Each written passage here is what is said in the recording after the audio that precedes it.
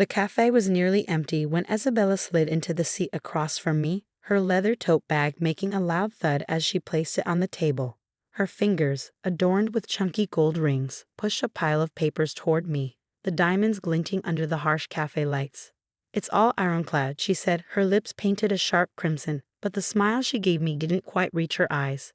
"Dad updated his will a few weeks before he passed. Everything goes to me. My name is Ella Carter, and at 31, I was watching my younger sister try to wipe out our father's final wishes, using the same cold precision she had honed to manipulate our family for as long as I could remember." "Did you really think he'd leave everything to you?" Isabella continued, casually swirling the foam in her untouched cappuccino. Sweet, kind-hearted Ella, who spent her life volunteering for animal shelters instead of learning how to run the company. Really? I looked down at the will, my father's signature glaring back at me. After battling a heart attack last month, Gregory Carter had left behind a tech empire, Carter Innovations, worth billions, a legacy Isabella was now trying to claim as her own. "This isn't his signature," I said quietly, tracing the sharp angles of the scrawl that didn't match our father's meticulous penmanship. Isabella's smile faltered. "It's his. Ask anyone at the law firm. They all witnessed it." "You and your husband's firm?" I met her eyes without flinching. "The same firm that has been trying to take over Carter Innovations for years?" "Jared is a brilliant lawyer," she snapped, her composure slipping just a little. "And he knows what's best for the company. Unlike you, who probably donate all our profits to some cause." I thought about the last conversation I'd had with Dad just days before his sudden heart attack. He had been pale, his voice weak, but still sharp. "The vault in my office," he'd said, pressing a key into my hand. "There's something important in there. Wait until you need it. You'll know when." I hadn't opened it yet. Something told me to hold off, to let Isabella make her move first. Now, as she sat across from me, grinning over her apparent victory, I knew the time had come. "You want to hear something fascinating?" I said, sipping my chamomile tea. "Dad and I had a lot of talks while you were busy hosting galas and running your PR campaigns. Did you know he kept meticulous records of every board meeting? Every shady deal, every manipulation?" Isabella's face stiffened. "What are you talking about?" "Take the Blackwood deal, for example," I continued. "How you and Jared orchestrated the hostile buyout, stripped the company's assets, and then fired half the workforce. Dad knew about it all." "That's business," Isabella dismissed me with a wave of her hand, though I noticed a flicker of doubt in her eyes. "Sometimes sacrifices have to be made for success." "And what about the safety tests you covered up? The drug trial that showed dangerous side effects on patients? You ignored it just to push the product through FDA approval." Her face paled. "You're just making things up." I stood up, tossing my napkin onto the table. "Am I?" "Wait for the email, Isabella. Dad left me something too, but I'm guessing it's not what you expected." As I walked out of the cafe, my phone buzzed. A text from Dr. Amelia Hayes, our lead researcher at Carter Innovations. "The files are ready. Just give the go-ahead." I smiled, thinking of the vault in my father's office and the hidden truths it contained.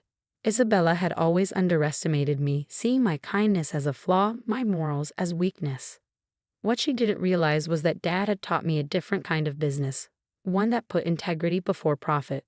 The drive to our family estate felt longer than usual, each mile heavy with the weight of what I was about to confront. The mansion stood like a fortress, its sprawling estate filled with old money and older secrets.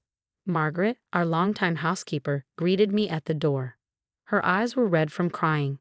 Dad's death had hit her hard, but she managed a warm smile. "Miss Isabella was here earlier," she said, helping me out of my coat. "She took some documents from your father's office." "I know," I replied softly, but she didn't find everything she was looking for. I made my way upstairs to Dad's study, my footsteps echoing on the marble floors. The room smelled of mahogany and leather-bound books. The vault was hidden behind a large painting, an original Picasso that Isabella had always insisted would look better in her chic downtown loft. The key fit perfectly, and the door clicked open. Inside, I found a stack of papers, a small flash drive, and a letter addressed to me in Dad's precise handwriting. "My dearest Ella," it began, "if you're reading this, then Isabella has made her move." "My dearest Ella," it began, "if you're reading this, Then Isabella has made her move. The letter revealed everything. Dad had spent the last 2 years documenting Isabella and Jared's manipulations, the fraudulent trials, the insider trading, the hostile takeovers. But most importantly, he'd set up safeguards to protect Carter Innovations from their grasp. I sat at Dad's desk, scanning through document after document.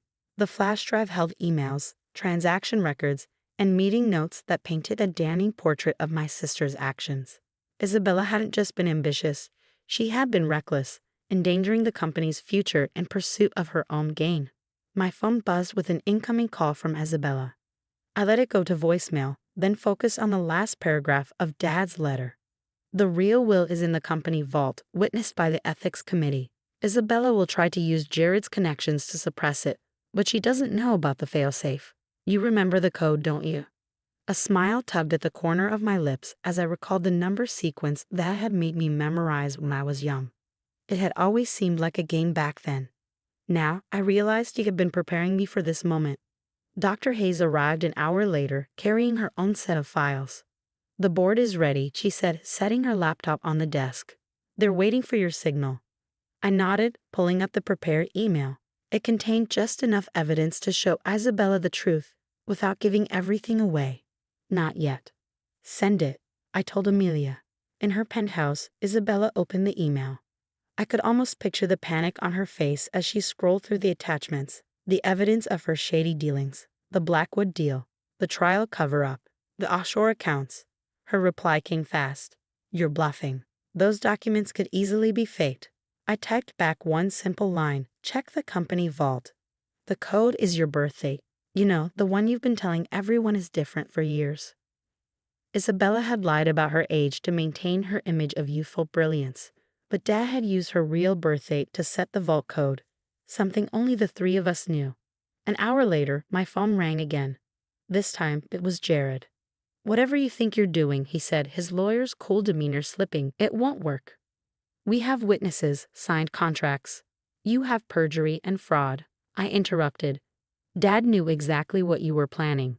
He documented everything, right down to your secret meetings with Blackwood's executives. How much did you pay them to sell out? Silence echoed through the phone line. Then, what do you want? A board meeting, tomorrow morning. Victoria needs to be there. And if we refuse? I glanced at the stack of files on Dad's desk, years of evidence meticulously gathered during his final months while pretending to be the ailing patriarch. Then these go to the SEC, the FDA, and every major news outlet in the country. You decide. After hanging up, I sank into Dad's leather chair, running my fingers along the worn armrests. He'd spent endless hours here, building Prescott Enterprises into something that mattered, developing life-saving technologies, not just chasing after money. You've made him proud, Emily said from the doorway, bringing in a fresh cup of herbal tea. He always said you had his heart and his resolve. I smiled, remembering how Victoria had mocked my sense of duty, my insistence on ethical practices. She had never understood that Dad was training me not to be a cutthroat CEO, but a leader who could defend the company's mission. The next morning arrived dreary and cold. I drove to Prescott Enterprises headquarters early, claiming Dad's usual parking spot, now rightfully mine, thanks to the real will. The lobby went quiet as I walked through, the employees exchanging curious, nervous glances. They had witnessed Victoria's power plays over the years, seen her rise to apparent victory. Now they were about to witness a very different kind of power. The boardroom was full when I entered, Victoria and her husband Daniel, seated like royalty at the far end. The other board members sat stiffly, their faces masks of neutral professionalism. They had all received select documents from Dad's files, just enough to understand what was on the line. Well, Victoria sneered, her tone cold. What is this, Aria? Some last-ditch effort to dispute the will? I took my seat at the head of the table, Dad's seat. No, Victoria, this is about saving Prescott Enterprises from people who would tear it down for their own profit. The next 2 hours were a turning point. I presented the evidence methodically, watching Victoria's expression change with every new document displayed on the screen. The fabricated clinical trials, the hidden safety reports, the shell companies, but it was Dad's video message that truly unraveled her. His face filled the screen, gaunt but resolute, recorded just weeks before his passing. As the founder and CEO of Prescott Enterprises, I hereby issue this statement regarding the attempted hostile takeover of our company. Victoria's grip tightened on the table, her fingers turning white. Shut it off. No, I said softly. You need to hear this. We all do. The video continued, Dad's voice firm as he recounted every underhanded tactic, every betrayal, every unethical decision Victoria and Daniel had made. He named names, referenced documents, and provided dates, all of which I had securely stored in multiple locations. Additionally, Dad continued, I have amended my will to ensure Prescott Enterprises remains true to its founding values. My daughter, Aria, will assume control of the company, effective immediately upon my death. Daniel shot to his feet, his face a mask of outrage. This is absurd. We have a legally executed will. A forged will, Dr. Claire Roberts interrupted, sliding copies of a forensic analysis across the table. The signature was digitally altered. We have solid proof. The boardroom erupted into chaos. Several members frantically started texting their lawyers. Others sat frozen, stunned. Victoria glared at me, her flawless facade cracking. You planned this, she spat. You and Dad, scheming behind my back. No, Victoria. You planned this. Every shady deal, every betrayal, it was all you. Dad just made sure there would be consequences. The next hour passed in a blur of legal arguments and emergency votes. By noon, Victoria and Daniel had been removed from the board, pending a full investigation. The FBI was already combing through the evidence of corporate fraud. The FDA had been alerted to the falsified clinical trials. As security escorted them from the building, Victoria threw one last bitter look my way. You've destroyed everything, she hissed. Prescott Enterprises will never survive under your ethical management. I thought of all the lives they'd ruined, the employees from the Crossfield acquisition, the patients harmed by the rushed drug trials, the small firms they'd crushed to line their pockets. No, Victoria, I said quietly, I'm going to build something better. Something Dad always wanted, an enterprise that makes a difference, not just a profit. The weeks that followed were hectic. We recalled unsafe drugs, launched new safety studies, and reached out to the companies Victoria had harmed. The stock took a hit at first, but as our commitment to doing right became clear, ethical investors began stepping forward. 6 months later, I sat in Dad's study, now mine, looking at the latest financial reports. Prescott Enterprises was thriving, our newly approved cancer drug showing promising results from ethically conducted trials. The Crossfield family's former employees had been rehired, helping strengthen our research division. Emily brought in my evening tea, setting it beside a framed photo of Dad in his prime. The community center has reached out again, she said, offering a smile. They want you to host their charity auction again. Last year's event raised more for the Children's Hospital than ever before. Tell them yes, I replied, thinking of how Victoria had always belittled Dad's community efforts. And let's match our donation this time, twice as much. That night, as I prepared to leave, I noticed a small package on my desk. Inside, I found a key and a note in Claire's handwriting. Found this while going through the old records. It opens your dad's personal safe deposit box at National Bank. Thought you should have it. Inside the box was a journal, filled with Dad's thoughts, hopes, and dreams for the company's future. On the final page, written just days before his passing, was a note. My dearest Aria, by now, you've taken the reins at Prescott Enterprises and witnessed firsthand the challenges that come with doing business ethically. It isn't always easy. Victoria never understood that money and making a difference don't have to be mutually exclusive. But you do. You're reading this journal because you've proven you have the strength to lead with both your mind and your heart. I'm so proud of you, my daughter. Take care of our legacy. Love, Dad. I closed the journal, feeling the weight of his words. Victoria had believed she would inherit everything in that forged will, never realizing that Dad's true legacy wasn't just in the company. Prescott Enterprises would thrive, not despite our ethical values, but because of them.